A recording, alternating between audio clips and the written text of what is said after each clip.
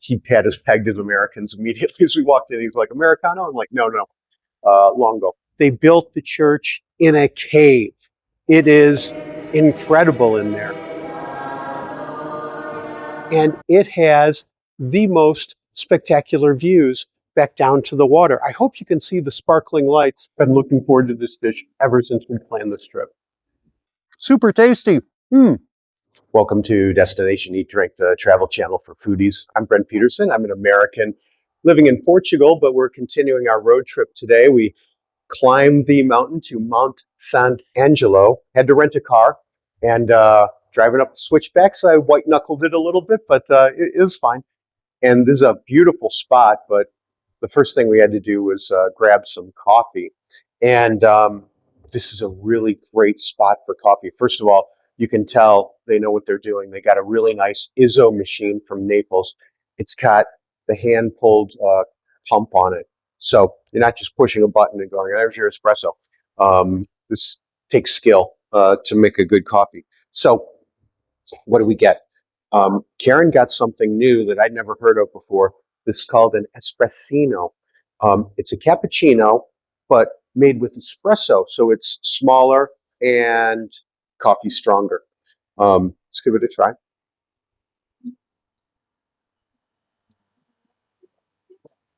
Super tasty.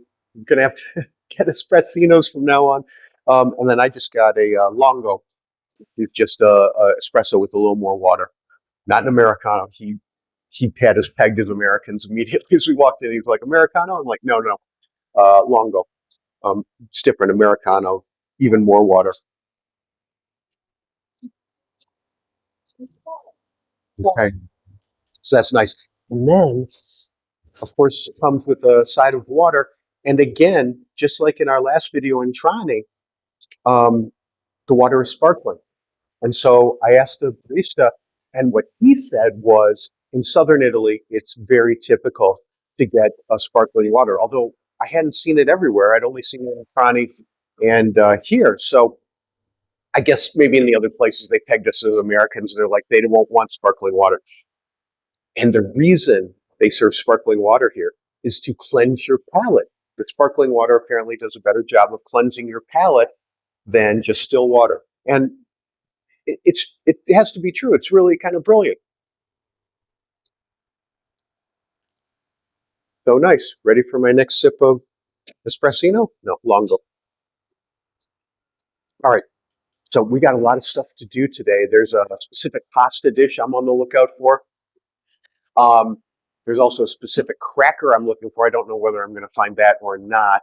And we got to check out the gorgeous views here. There's tons of churches here too. So it seems like a very religious city. So let's get going and check out the rest of Monte Sant'Angelo. Looks like a really cool town and kind of off the tourist path a little bit. This is the Basilica of the Archangel St. Michael, and there's been a church on this site since something like the 6th century when legend has it St. Michael the angel appeared here. This church obviously is not that old.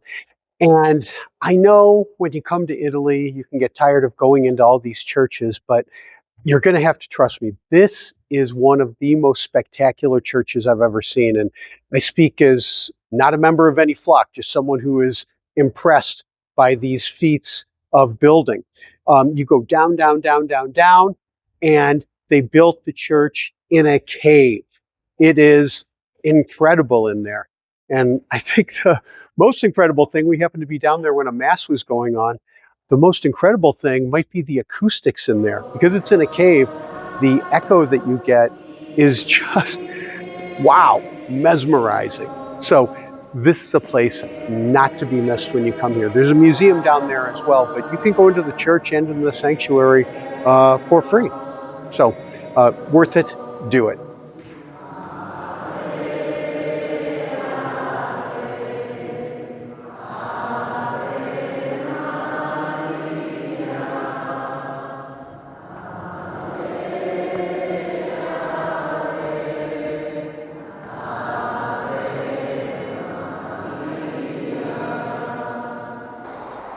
This region is known for its buffalo mozzarella, so if you get buffalo mozzarella on your pizza or on your cheese board, you've got these guys to thank. They are everywhere in this valley.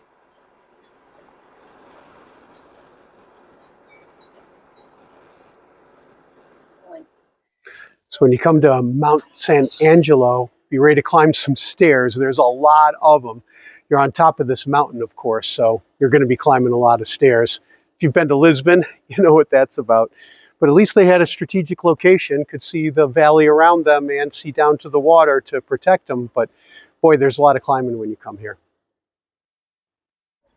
So this is why you come to Mount Sant'Angelo, to see these spectacular views down to the Adriatic Sea, and these guys who have been sitting on this bench here for the past 50 years.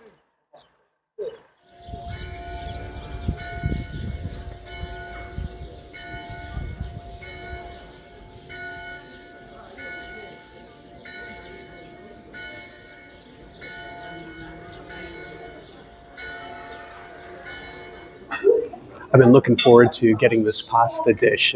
It's native to this area of Puglia called Foggia. Foggia is just down the road a little bit. And it's Gratanata pasta. And take a look at the shape here. It's a long, skinny pasta, but it has ridges in it. Catch all the tomato sauce. They roast the tomatoes and then make a sauce out of it. And then this one is topped with cacio ricotta, which is, from what I gather, like an aged ricotta cheese. See this a lot in some other parts of Italy, but I've never had this particular cheese before. And typically, so like ricotta salata, it's like aged, gets some moisture out, and it gets really salty. This is super good, less salty though. So glad I got this. Hearty, delicious. And then glass of the house red.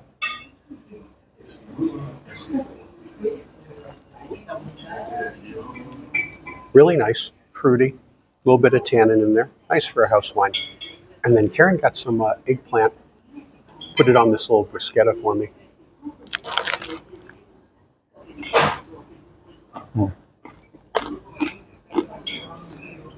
I'll tell you, the olive oil here is so good, top notch. So I think this plate of pasta was like 14 euros, something like that. A bargain, I'll tell you, for what you get. Really good quality, and this place is super cool. Love it.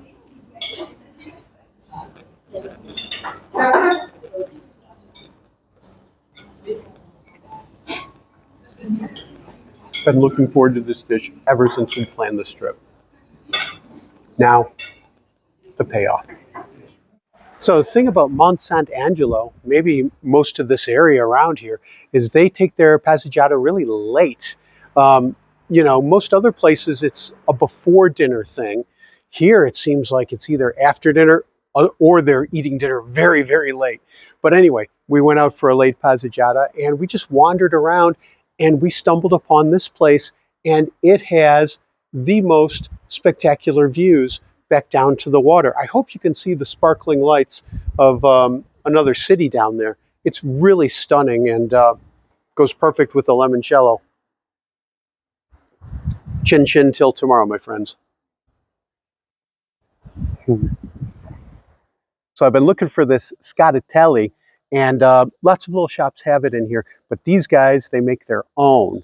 They also had bags of them, but they had these that are homemade. And Scottatelli, if you see my other videos here in Puglia, you see me talking about taralli, and taralli is like Karen's favorite thing of all time, and they come in all kinds of different flavors. Same with Scottatelli, except the bagged ones, the industrial ones you see, are like an oval shape. They're long and skinny.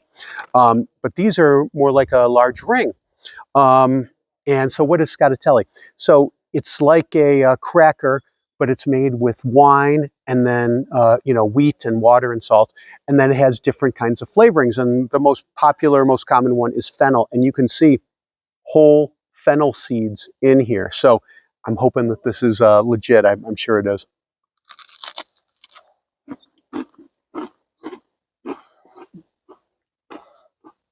Mm, okay. This reminds me of like I'm not really getting the white wine, but it reminds me of like pepper biscuits that we used to get in Rhode Island. Super tasty. Mm. Karen tried one before we started filming. She said it might be her new favorite thing.